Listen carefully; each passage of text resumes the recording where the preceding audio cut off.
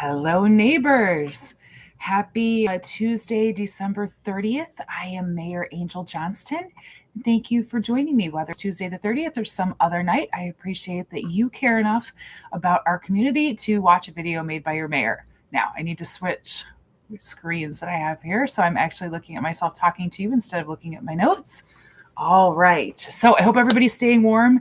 It is wicked cold out there and super duper windy. And I want everybody to just be happy and warm this evening. So I'm going to keep this short and just give you the need to know facts about 111 Portage Avenue and ask for your help. So I've got my notes over this way. So please don't think that, I'm not giving you my full attention as I speak. I just have last meeting's agenda up this way. And then over here, I have my notes from my email with Joe Bippis, our city manager.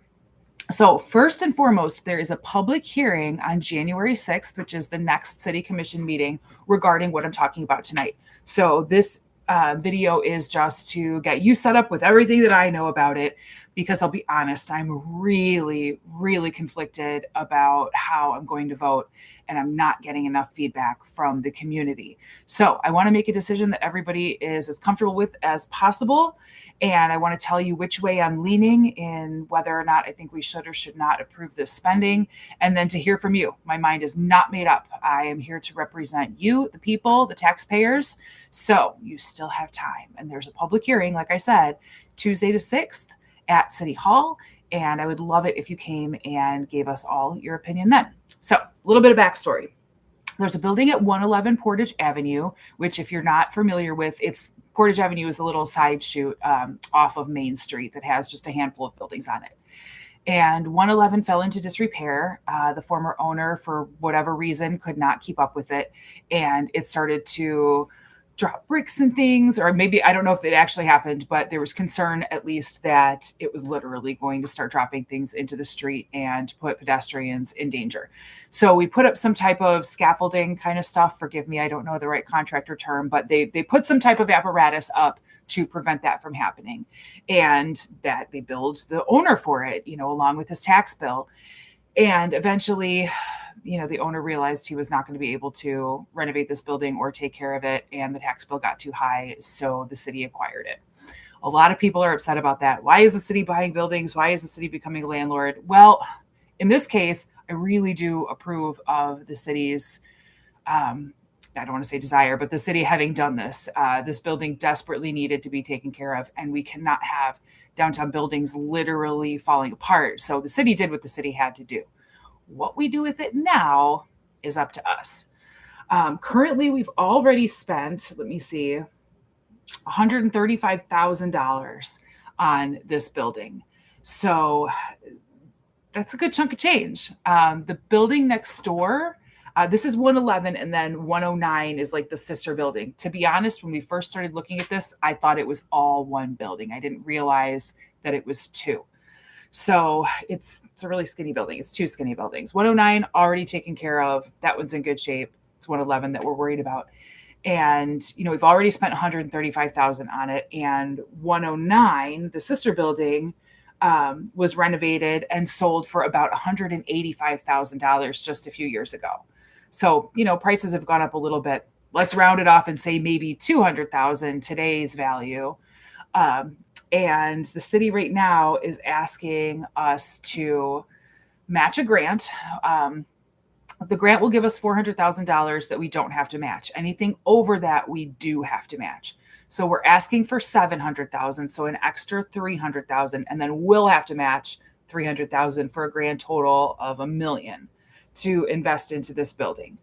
And we expect when we can sell it, once it's renovated, to gather about, give or take $200,000. So that's a lot of money that the city is going to have to put in to a building that ultimately we need to sell. If we don't sell it, we obviously stay the owners, and then we owe tax money on it. As it stands, that would be between about $5,000 and $8,000 a year. And we'll have to maintain it, and we'll have to figure out what to do with it. So there was one idea that we could potentially gain this funding and sell the building before we actually go through with the renovations, as long as the new owner, was going to go through with the renovations. That's one idea. Or we can just hang on to it while the renovations occur, which would mean, city staff would have to in some way project manage that. Obviously, there are companies that will do that. That may actually be included in this price. I'm sorry, I should back up. How did we come about this number that we need? We actually got a grant for $15,000 for a company to come out and look at it and give us a rendering of what they think we could do. So it looks beautiful. They showed it to us at City Hall, and I don't think that it's in here. Hang on one second. I just want to see if there's one more link in here. No. Okay, so it doesn't show. So you guys don't have this either. You would have to see this at City Hall. I'm just double checking. Hang on as I just slide through.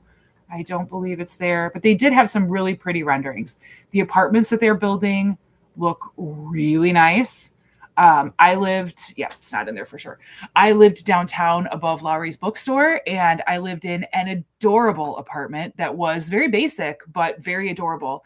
It had standard tile. I worked at Home Depot at the time when I lived there, so I can tell you, like, there was not a ton of money that was sunk into the finishes on this apartment, but I loved it. It was, again, adorable. It was really well insulated. My heat bill, only once did I ever even pay more than just the hookup fee, which was great because obviously Tom Lowry heats the bookstore and that heat just rose. And again, it was really well insulated. And I think it was the perfectly appropriate apartment for downtown. It had a working refrigerator, a working stove. I believe it had air conditioning, which I probably never used. But again, it was very basic. And from what I could see in the renderings that they showed us at City Hall, these apartments were far more high end than that. So we have to ask ourselves, do we need really nice apartments? Do we need basic apartments that people can afford? That's one of the major questions that I'm asking myself. Like, where can we save a few bucks and still get a good bang for our buck and ensure that we have an apartment that regular people can afford? Now, that's also another can of worms. I paid what I considered to be a very reasonable rent when I lived at 20 North Main. I don't know what it's renting for today. I imagine it's still pretty reasonable. And I honestly, it's probably renting for about my mortgage. And that would be reasonable. This is not some animosity towards, the former mayor. He was a pretty good landlord and he definitely had a very reasonable rental rate. But what we're going to do with this one, I don't know. And then, so let's invest $1 million. Let's say 300,000 of it comes from the city. Now we've already spent 135. Now we sell it for approximately, give or take, 200,000. Who gets that building? Who gets to buy it? Who will buy it? It's hard to sell buildings in downtown as it is. Even a bright, shiny, newly rehabbed one might not go as quickly as we want it to. And that's a huge, huge savings for anybody who is going to buy that building. To be honest, I thought to myself, gosh, why don't I get it? It's going to have, a few rentals upstairs. It's going to have a rental downstairs. I mean, it's just money in an investor's pocket. So these are just my concerns. And I really, really want to make sure that everybody has a chance to tell the commission what you think. If you think we should spend all this money, if you think we should scale back and try to stick within the $400,000 that the state will approve for us, or not, or should we go ahead and ask for all this extra money and go ahead and spend $1 million on this building?